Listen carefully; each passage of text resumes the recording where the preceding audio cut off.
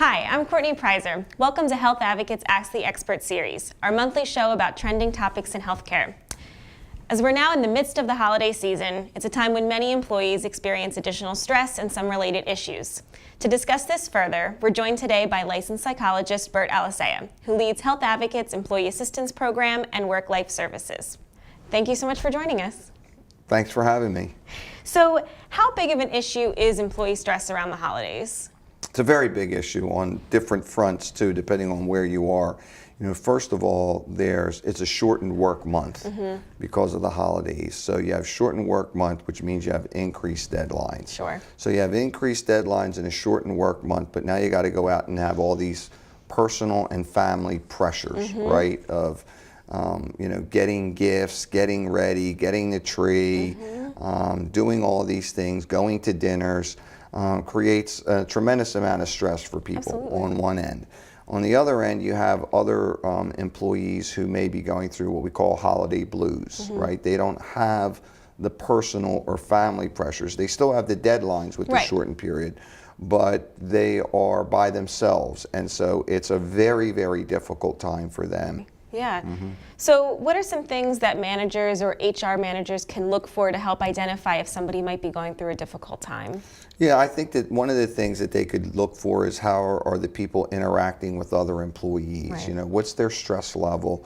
What's their frustration level like? Are they a little bit more snappy, right? Are they a little bit more frustrated? Do you see people who might be a little bit more tearful because they may be thinking about that loved one during the time period? I think employees are also a real good resource to get a feel on how other employees are doing. And so they may actually be able to help the managers and supervisors who may not be dealing with it on a daily basis. So I think that also comes into play in utilizing the resources that you already have to kind of look out for one another during the holidays, because the media builds it up as a time for fun and laughter and everybody should get excited, but the reality is it's not an exciting time for some folks. Absolutely.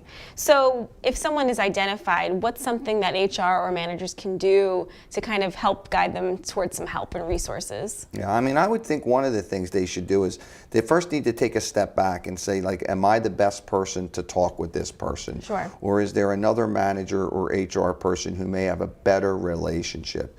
And point out specifics of what you are noticing. I noticed that you appear to be a little bit more on edge. Right. I noticed that you're a little bit more frustrated. I noticed that your anxiety level has gone up. I noticed your interaction the other day with so-and-so. Point out and how could I be of some help to you during this time period, but normalize it so that the person knows it's a stressful time for everyone in the workplace, specifically because we have a shortened work month, but we have increased deadlines. That's a tough time. It is a very tough time. Yeah.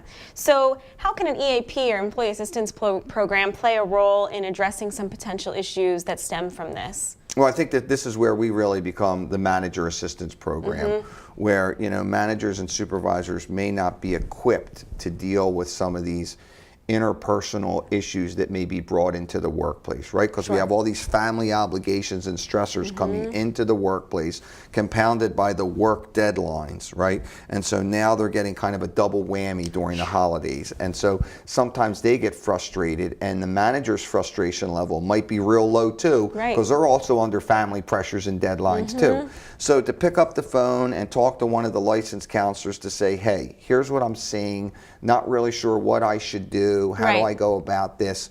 We become a tremendous resource not only for the managers and supervisors, but for HR to have what I call an informal conversation.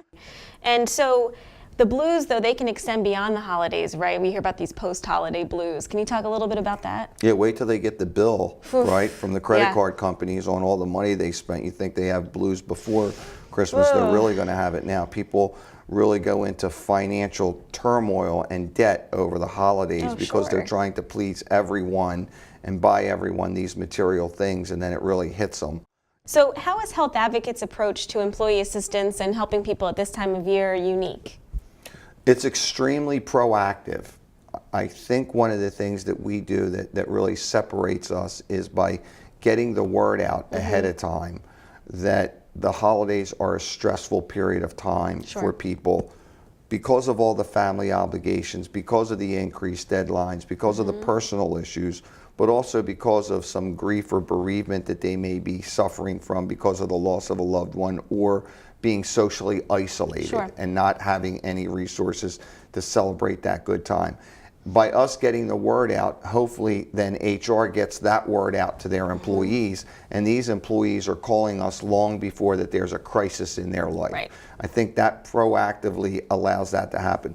This is where an employee can, pick up the phone and talk to one of our licensed counselors, possibly come in to see a licensed counselor. So it's really where their comfort level is and what the resources are, and just empowering them with resources. I always tell people too, one way you want to get out of the holiday blues, especially if you are by yourself, is to go volunteer your time somewhere. Great. Go somewhere to volunteer your time, spend some time to make other people happy and appreciate what you do, because that's going to give you that warm feeling inside that you're actually helping it, and at the same time you're helping yourself get out of the rut. A win-win. Exactly, a win-win. Yeah, well, this has been really helpful. Thank you so much for joining us today. Well, thanks so much for having me. Great, and thank you for tuning in. We hope you enjoyed today's show, and if you did like what you hear, please follow us on our social media pages. Thanks so much, and we hope to see you again next time for Health Advocates Ask the Expert.